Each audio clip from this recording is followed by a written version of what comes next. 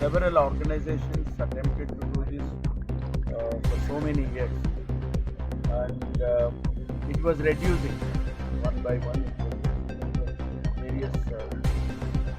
Now the last, supposed to be the last 6 Naxals, we were working on them to surrender. And Chief Minister gave a call, I gave a call, and after the demise of Gowda, Vikram Gowda, the pressure was mounting, and we appealed to them that we will now give you all sorts of protection, come to the mainstream of the society, and at the same time, the same appeal, protest, you can do it in a kind of a non-violence way, so that your life also will be smoother. This was the appeal by the Chief Minister and all of us. Leading to this appeal, they have surrendered, and we have a surrendered policy, surrendered policy. According to that, we are supposed to give them, some support to get, life, including legal aid. Including legal aid. We will do that. Yesterday, Chief Minister has announced that we will give them all sorts of support. And 2 Naxals coming from, one from Kerala and one from Tamil Nadu. CM has assured them that he will speak so that their cases will be taken. So the BJP has brought up 2 issues. One is how appropriate was it to bring them to the Chief Minister's office? Second is, are they trying to make them urban Naxals? No, I see, opposition has to be definitely critical, but a positive criticism will be appreciated. What was wrong in bringing those Naxalites before the Chief Minister? I don't understand. Our idea was to bring, before the Chief Minister, was to send out a message throughout the state, by a responsible person, and that is the Chief Minister, saying that this entire Naxalism should be done into it. This was the message we wanted to send out to public, and that would happen, or that would have a bigger appeal by the Chief Minister. That is why, there is no politics involved in it, and unless BJP is trying to come out with some political things about it. All right. Thank you, sir. ಬಹಳ ದಿವಸದಿಂದ ನೆನೆಗುದಿಗೆ ಬಿದ್ದಿತ್ತು. 2009 ಅಲ್ಲಿ critical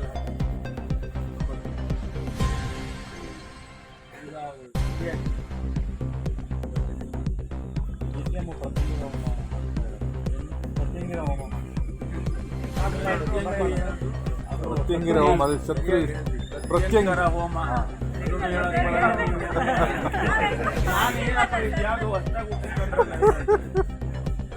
ಪ್ರತ್ಯಂಕರ ಹೋಮ ಮಾಡಿಸ್ತಾರ ತಮಿಳ್ನಾಡಿಗೆ? ನಿಮ್ಗೆ ಹೇಳೋಗಿದಾರ?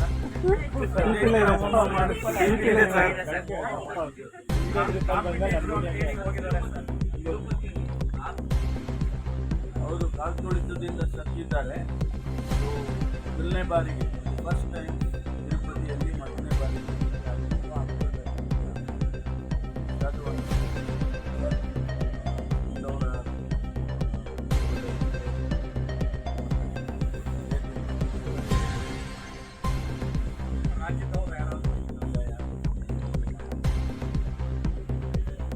ಡೆಲ್ಲಿ ಜನ ಹೋಗ್ತೀರ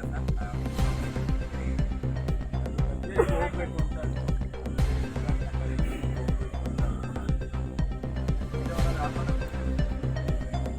ಈಗಲೇ ಕೊಟ್ಟಿದ್ದೀನಲ್ಲ, ಈಗಲೇ ಕೊಟ್ಟಿದ್ದೀನಿ.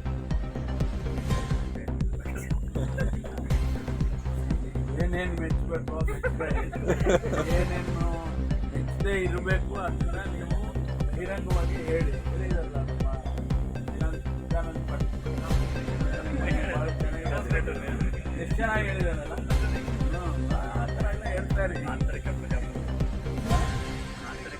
ಅಲ್ಲ, ಬೇರೆ ಹೇಳಿದಾರಲ್ಲ, ಗ್ಯಾಂಗ್ ಬಗ್ಗೆ ಸರ್ಟಿಫಿಕೇಟ್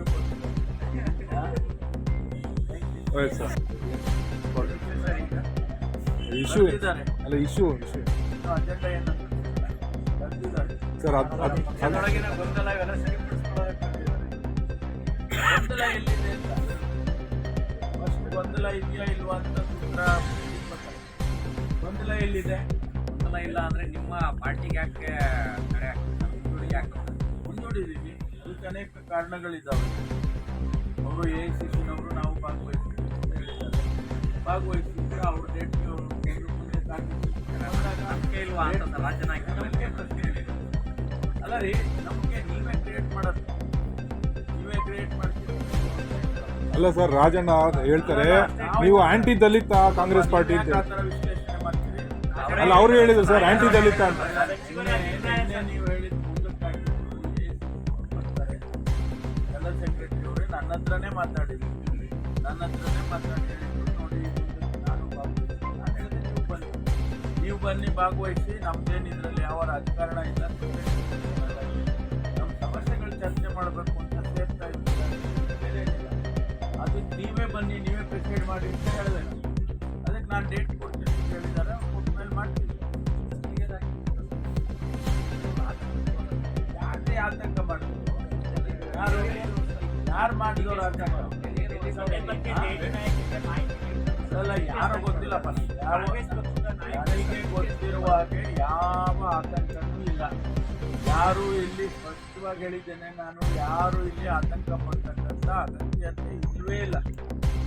ಸುಮ್ಮನೆ ಅವ್ರು ಯಾರು ಹೇಳಿದ್ರು, ನೀವೇನು ಹೇಳ್ತೀರಾ, ನೀವೇನು ಹೇಳಿದ್ರು, ಅವ್ರೇನು ಹೇಳ್ತೀರಾ ಅಂತ ಮುಂದೆ ಇದೆಯಲ್ಲ ಸರ್.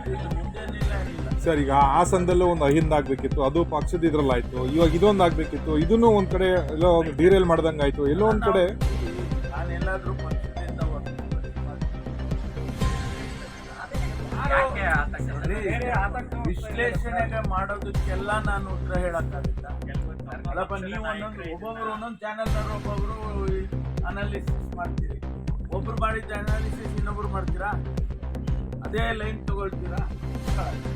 ನೀವೇ ಬೇರೆ ಲೈನ್ ತಗೊಳ್ತೀರಾ, ಅವರು ಬೇರೆ ಲೈನ್ ತಗೊಳ್ತಾರೆ. ಅದು ಹಂಗೆ ಅಲ್ವಾ ನಮ್ಮದು? ನೀವು ಊಟಕ್ಕೆ ಸೇರಿದ್ರೆ ಆತಂಕ, ನೀವು ಪಾರ್ಟಿ ಅಂತಂದ್ರೆ ಆತಂಕ. ಯಾರಿಗೆ ಅಂತ ಹೇಳ್ಬಿಡಿ. ನಾನು DK ಶಿವಕುಮಾರ್ ಅವರಿಗೆ ಹೇಳಿದ್ದಾರೆ ನೋಡಿ, ಸುಮ್ಮನೆ ಎಲ್ಲ ಹೇಳೋದು. DK ಶಿವಕುಮಾರ್ ಅವರು ಹೇಳಿದಾರ, ನಮಗೆ ಆತಂಕ ಇದೆ ಅಂತ ಹೇಳಿದಾರ. ನಾನು ನಿನ್ನೆ ನಾನು ಈ ದಿವಸ ಜೊತೆ ಪ್ರೆಸ್ ಕಾನ್ಫರೆನ್ಸ್ ಮಾಡಿದ್ದೆ. ನಾವು ಆತಂಕ ಇದೆ, ನನಗೆ ಆತಂಕ ಇದೆಯಪ್ಪ ನಿಮ್ದು ಅಂತ ಅವ್ರು ಹೇಳೇ ಇಲ್ಲ. ಸರ್ ಅವ್ರು ನಿಮ್ಮ ಹತ್ರ ಹೇಳಿದಾರ? ಗೊತ್ತಿಲ್ಲ. ಅದು ಯಾರು ಕ್ಲಾರಿಫೈ, ಅದು ಯಾರನ್ನು ಕೇಳ್ಬೇಕು? ಸರ್ 15ನೇ ತಾರೀಕು ಡೆಲ್ಲಿನಲ್ಲಿ ಹೊಸ AICC ಬಿಜೆಪಿ ಒಂದು ಆರೋಪ, ಗೃಹ ಕಚೇರಿ ಕರ್ಕೊಂಡ್ಬಂದು ಕಾಣಾಂತಿ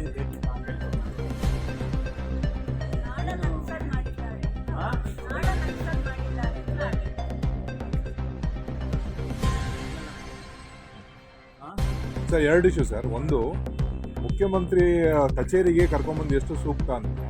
ಎರಡನೇದು, ಇವ್ರನ್ನ ಅರ್ಬನ್ ನಕ್ಸಲ್ ಮಾಡ್ತಾರೆ ಅಂತ ಬಿಜೆಪಿ ಎರಡು ಕಮೆಂಟ್ ಮಾಡಿ. ಸೂಕ್ತ ಅಲ್ಲ ಅಂತ ಹೇಳೋರು ಯಾರು? ವಾಟ್ ಈಸ್ ರಾಂಗ್ ಅಂತ ಹೇಳ್ಬೇಕಾದ್ರೆ ಅದ್ರಲ್ಲಿ ತಪ್ಪೇನಿದೆ ಅಂತ ಹೇಳ್ಬೇಕು. ತಪ್ಪು ಯಾಕೆ ತಪ್ಪು ಅಂತ ಹೇಳ್ತಾರೆ ಅವರು? ಸ್ಟೇಜ್ ಮ್ಯಾನೇಜ್ ಮಾಡಿದ್ರು. ಏನಾದರೂ ಇರಲಿ, ಅವು ಹೌದು ಈ ಸಮುದಾಯಕ್ಕೆ ಗೊತ್ತಾಗಬೇಕು, ನಕ್ಸಲಿಸಮ್ಮು ಬರಬಾರ್ದು ರಾಜ್ಯದಲ್ಲಿ ಅಂತಕ್ಕಂಥ ಒಂದು ಸಂದೇಶ ಹೋಗ್ಬೇಕು. ಅದನ್ನು ಮುಖ್ಯಮಂತ್ರಿಗಳ ಮುಂದೆ ಮಾಡುವಾಗ ಇಡೀ ಸಮುದಾಯಕ್ಕೆ, ಅಂದರೆ ಇಡೀ ರಾಜ್ಯದಲ್ಲಿ ಎಲ್ಲರಿಗೂ ಗೊತ್ತಾಗ್ತದೆ. ದೋಸ್ ಹೂ ಬಿಲೀವ್ ಇನ್ ನಕ್ಸಲಿಸಮ್, ಹೌದಪ್ಪ ನಾವು ಮಾಡಬಾರ್ದು, ಮುಖ್ಯಮಂತ್ರಿಗಳು ಈ ರೀತಿ ಹೇಳ್ತಾ ಇದ್ದಾರೆ, ಭರವಸೆ ಕೊಟ್ಟಿದ್ದಾರೆ, ಅಂದರೆ ಇಡೀ ಸರ್ಕಾರ ನಮ್ಮನ್ನು ಬದಲಾವಣೆ ಮಾಡೋದಕ್ಕೆ ಪ್ರಯತ್ನ ಮಾಡ್ತಾ ಇದೆ ಅನ್ನೋ ಸಂದೇಶ ಕೊಡಬೇಕು ಅಂತ ಹೇಳಿ ಮಾಡಿದ್ದೇವೆ. ಅದರಲ್ಲಿ ತಪ್ಪೇನಿದೆ?